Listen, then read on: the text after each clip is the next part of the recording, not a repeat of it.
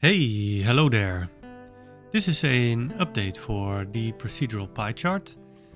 We recently updated the tool and made it a little bit more clear, and we have added some new parameters. As you can see here, we have the pie chart as you got it before, and if we go into Eevee, you can see it update in real time. We have structured everything into panels. So here we have the general options, and below that we have all the inputs. And as you can see, we can set what the info point says. We have boats, planes, cars. We can type our own names in here. We have the values. As you can see, if I drag this value, you can see the percentage change automatically. And also you see the line slide. So if we put this one back to 100,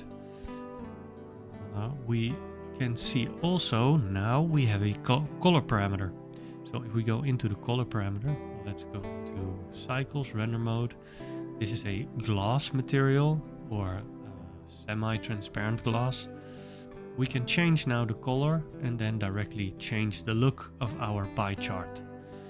So that makes it very easy to change colors. And also when we go into shading, we have this into a tiny node. This is inside the node. It's all the color parameters that are being combined for the different segments.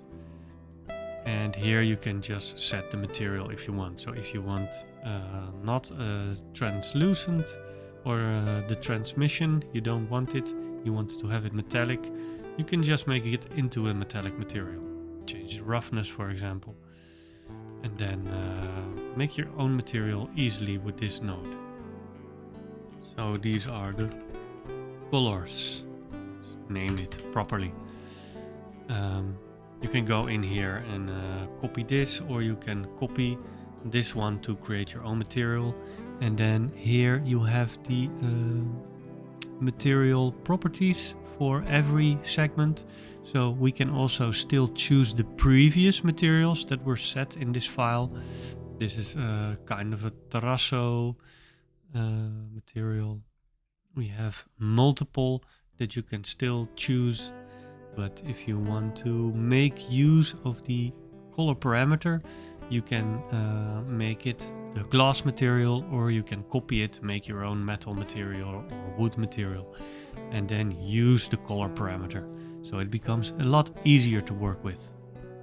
Also still we have the parameters to change the text. So if we go into Eevee mode, let's turn off all the help lines. You can toggle ring or disc. And you can also toggle a cylinder if you toggle ring. So it becomes like cylindrical, nice donut. What we can also do is toggle percentage, take it away, toggle the amount, take it away. We can also just set it as a, not as a dash, but just as a space bar. So there's a space in between, or we can set it as a point. So you can just manage how it looks. Let's go back to a dash for now. And then we also can toggle it circular. We have, of course, the offset from the circle. We can also just take it away. And if we do it like this, we just have it as a list. And we can set the position here if we want it up or down, or we even want to adjust the Z position from the floor. We also have the rotation, that you can rotate it any way you want. We have the height, so that's the thickness of the cylinder. If we don't toggle cylinder, you can see that the height changes. And we have height steps. If we go into 0.1, you can have it like a staircase. So you can make it look a little bit more interesting. You can put this one to 0 if we want to just have it be a disk. And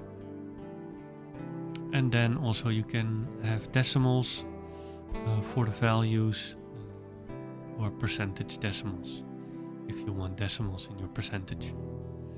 So these are all the parameters. Like I made a tutorial for this previously, but it was on another channel, and now I have an update for it. It works a lot easier. You can go into the geometry node if you want to. This is the node. You can connect it. Here are all the panels with all the parameters. And also if you go inside, you can change things if you want. Like it's quite a collection. It's pretty complex, but if you go into it, you can understand what everything is and does and maybe change things. So I hope this is useful and see you in the next tutorial. Okay, bye.